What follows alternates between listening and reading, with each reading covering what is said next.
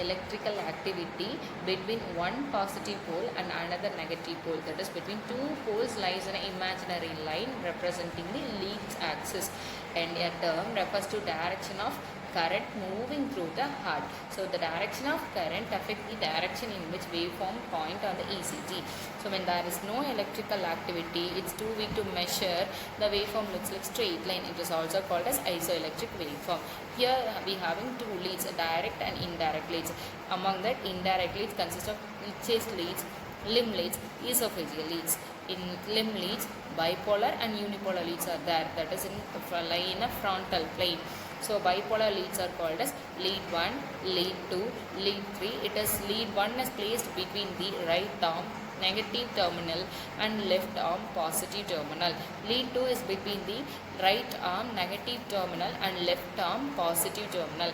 And lead 3 placed between the left arm negative terminal and left leg positive terminal. This is an Einthoven triangle. The right arm is consists of lead 1 is placed between right arm and left arm.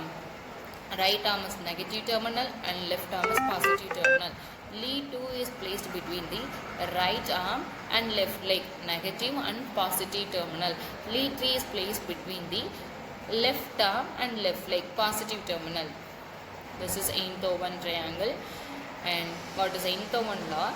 If electrical potential of 2 of 3 bipolar limb electrocardiographic leads are known at any given instant, that is third one can be determined. Positive and negative signs of different leads must be observed. So according to Kirchhoff's law, lead 1 and lead 2, lead 3 is equal to 0. For Einthoven law, lead 1 plus lead 3 is equal to lead 2. Another one can be defined. So unipolar limb leads are there. AVR, augmented limb leads. Unipolar chest leads. Here AVR, AVL, AVF are there. That is called as augmented limb leads. AVR is connected between right arm. That is, indifferent electrodes are left arm and left leg. And AVL is connected in left arm. Indifferent electrodes are right arm and left leg. And AVF is finally connected here. Indifferent electrodes are right arm and left arm. This is augmental limb lead connections. And unipolar chest leads.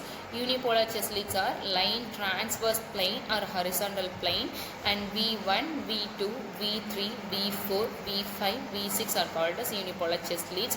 Lead 1, lead 2, lead 3 is placed on, it is also called as unipolar limb leads. Here V1, V2, V3, V4, V5 and V6 is called as unipolar chest leads. Here V1 is placed in 4th intercostal space to the right of sternum. V2 is placed between the 4th intercostal space left of the sternum, and V3 is placed in between V2 and V4, and V5 is placed in mid-clavicular line of 5th intercostal space, and V5 is placed between the V4 and V6. So finally V6 placed between the 5th intercostal space of mid-axillary line, and special leads are also there, V7, V8, V9, and also esophageal leads are there, VE 15 to 25 record the activity of right atrium, E25 to 35 record the activity of AV groove, and 40 to 50 is posterior surface of LV. And now we gonna see about normal electrocardiogram. See, this is the block diagram of normal ECG. See, there is P wave, Q, RS complex, T and U waves are there. This is normal ECG. It consists of P wave. This is positive, first positive deflection, represent the atrial depolarization. Normal duration is 0.08 to 0.12 second. Amplitude is about 0.1 to 0.3 millivolt, and it is less height and dome shaped. QRS complex, it consists of 3 waves, Q, R and S. It represents ventricular depolarization. Normal duration is about 0.08 to 0.12 second. Amplitude is about 0.7 to 4 millivolt. And Q wave, initially negative deflection, represents septal depolarization, small downward shock wave absent in all the right ventricular leads and present in all bipolar leads. R wave, it is positive deflection QRS complex due to potential traveling through the apex of ventricle. It is an upward bigger sharp wave, and peak of R wave is safest period as ventricle in absolute refractory period. S wave, it is a second negative deflection in QRS complex. It is due to potential traveling to the base of ventricle.